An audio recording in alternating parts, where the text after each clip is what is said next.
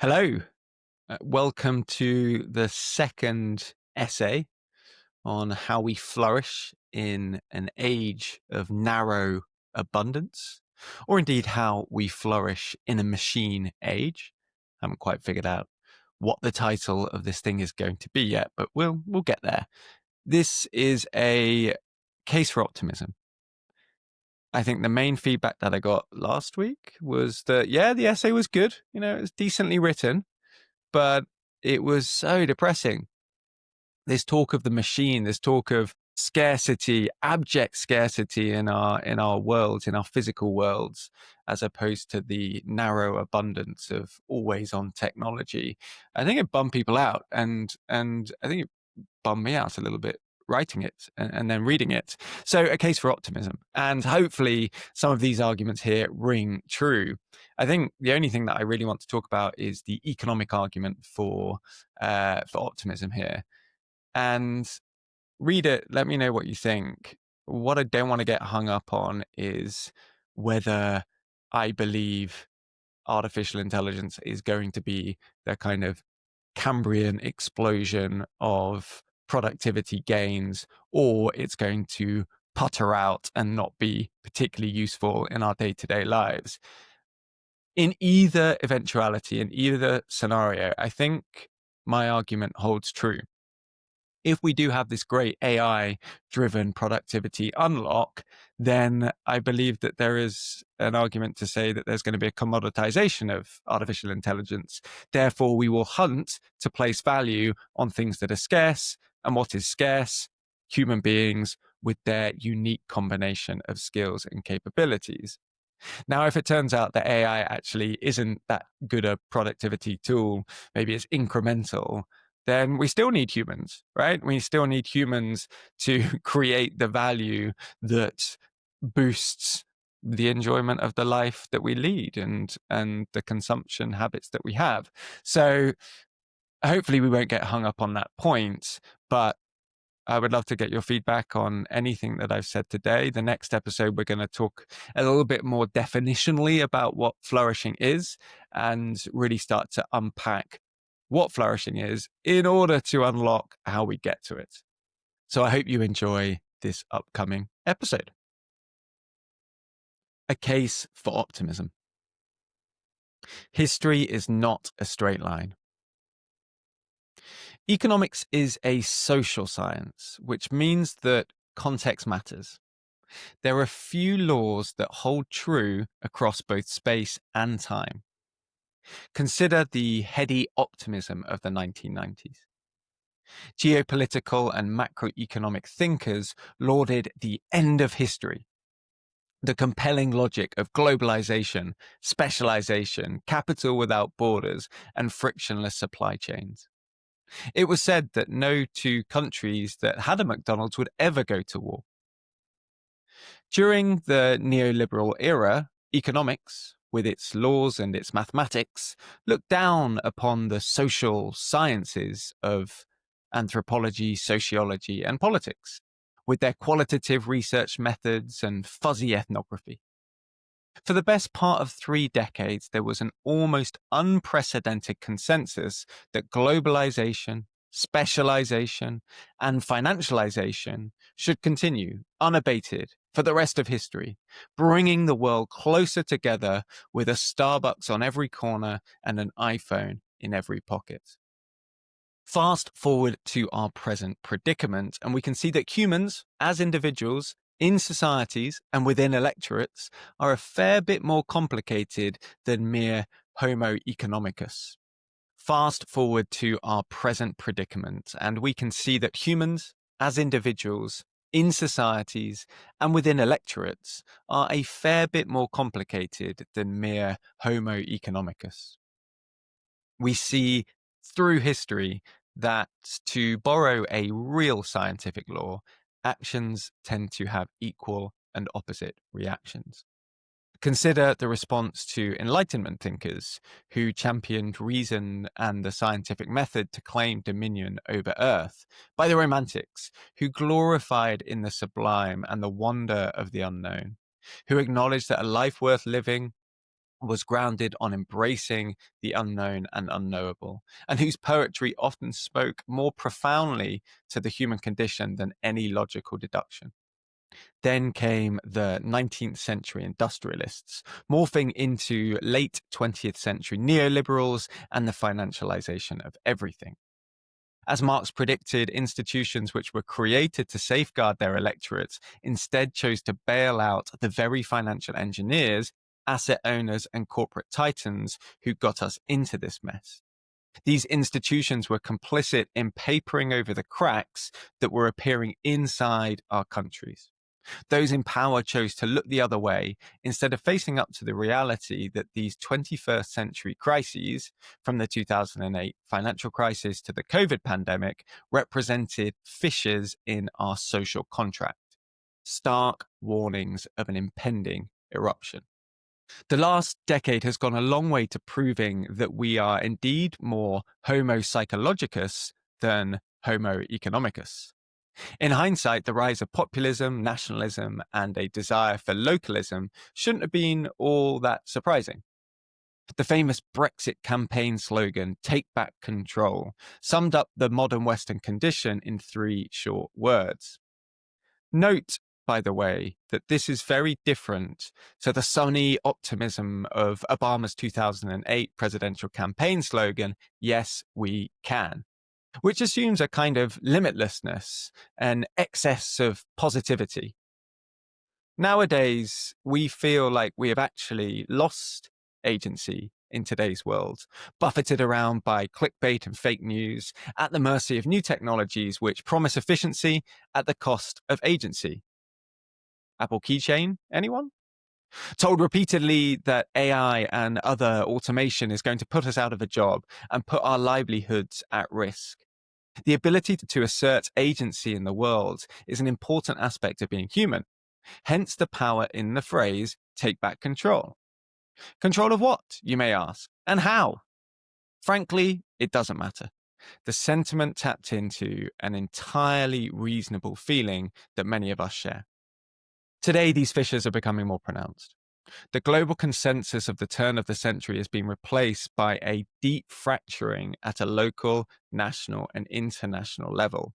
Today, we are seeing wars, real and trade, that totally undermine the efficient allocation and the wisdom of what we bracingly called the Davos man, the tailored suited corporate master of the universe, most at home in a mountain resort, pontificating on stage to a fawning audience desperate to hear this corporate titan's under-researched views on how to save humanity, whilst off stage, away from cameras, conducting the real business of money-making.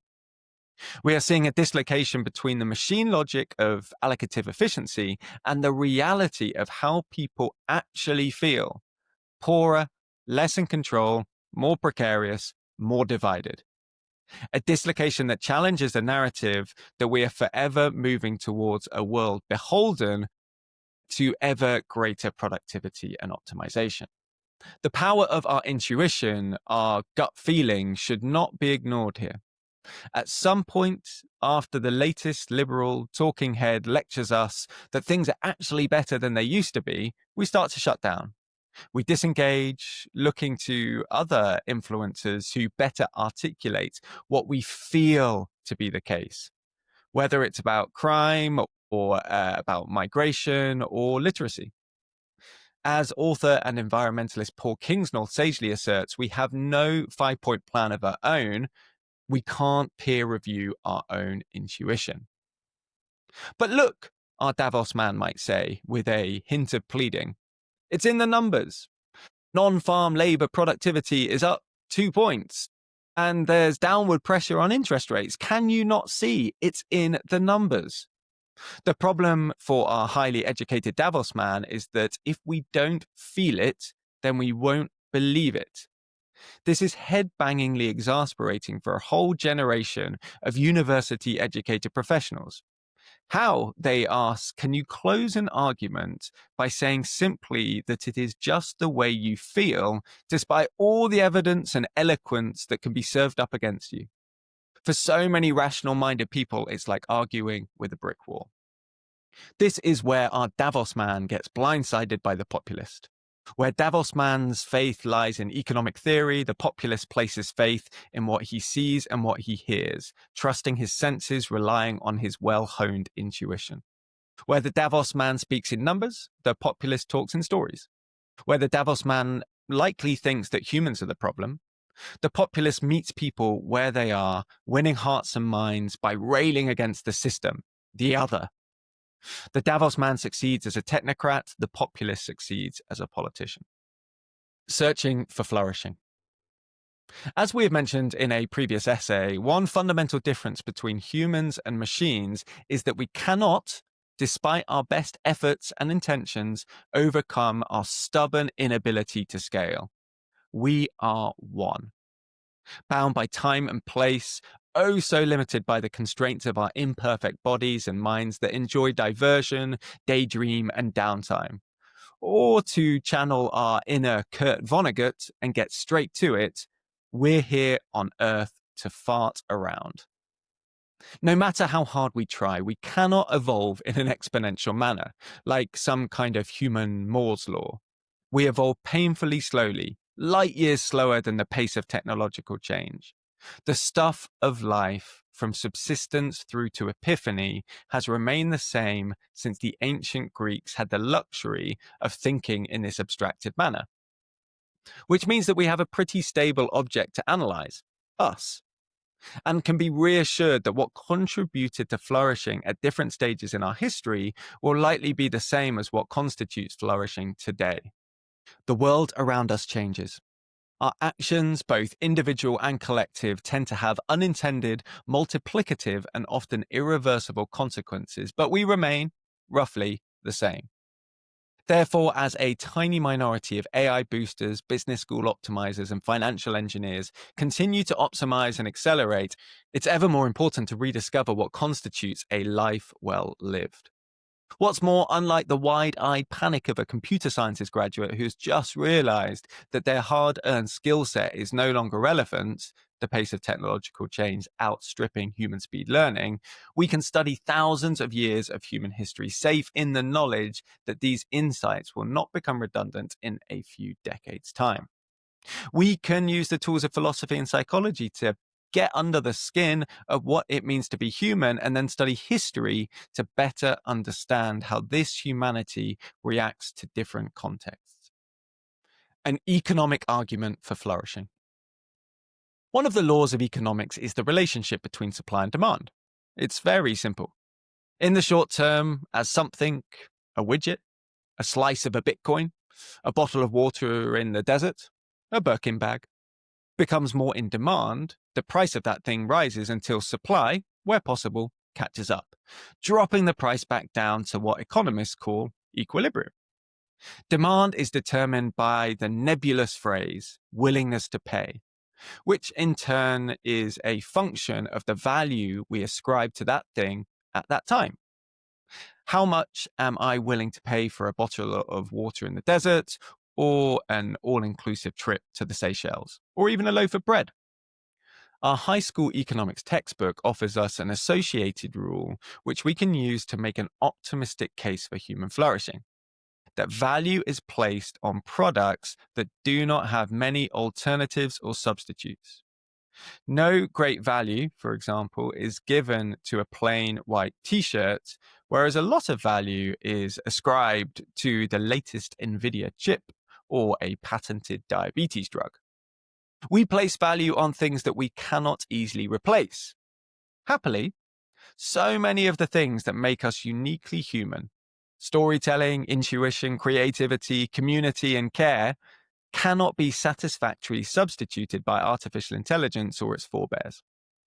This holds true when thinking about what we place value on as consumers and what business leaders place value on as employers.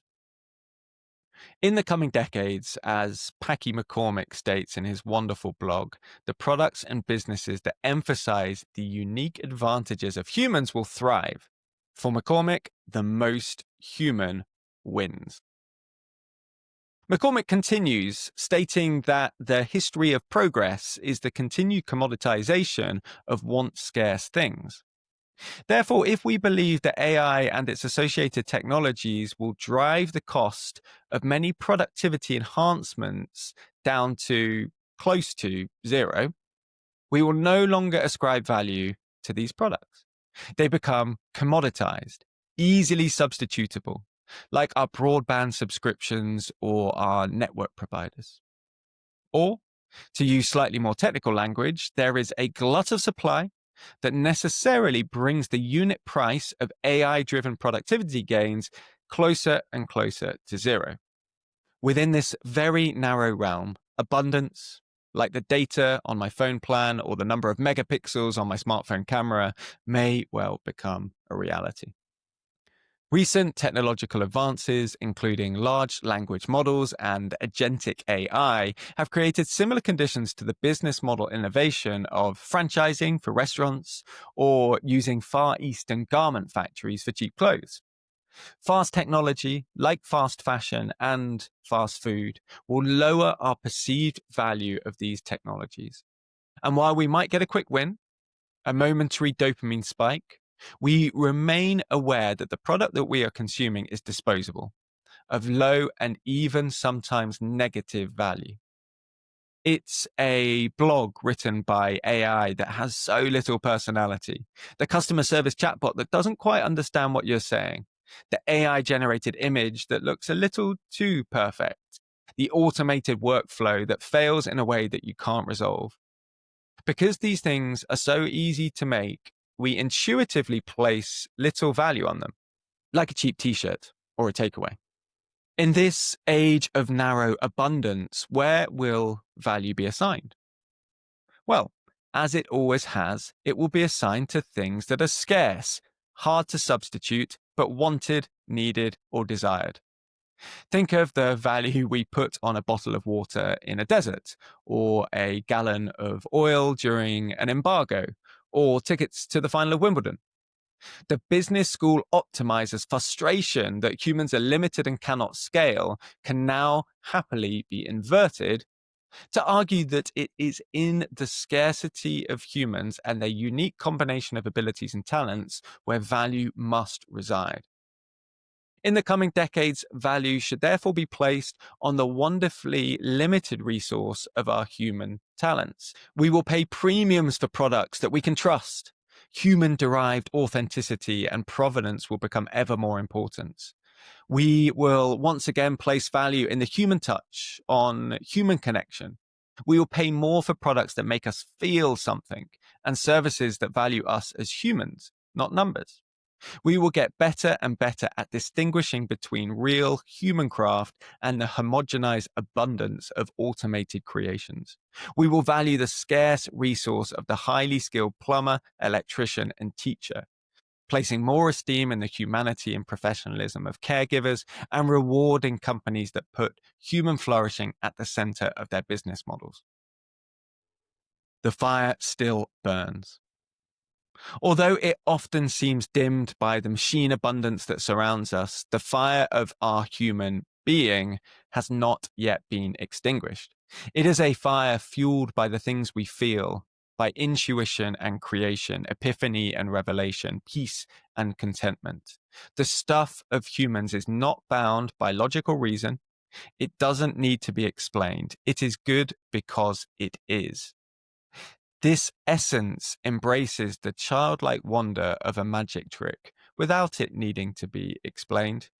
It gets carried away by the myth-making and storytelling, unbothered by facts or the laws of physics.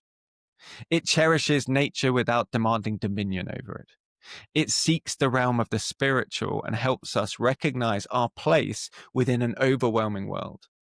It embraces ritual and festivity, free from any pretense of productivity. It finds comfort in quiet and peace in solitude. It is pilgrimage and localism, nature, religion, and spirituality. It is turning off the noise and meeting real people in the community.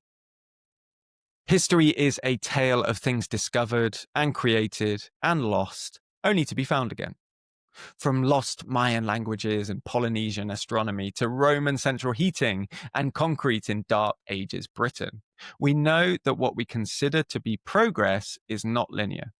There is hope that we will once again rediscover the ability to build communities, institutions, and societies that value the unique capabilities, talents, and humanity of our species. A hope that flourishing becomes an end, worth pursuing for its own sake. A hope that flourishing once again is placed at the center of everything we work on, everything we create, and everything we consume.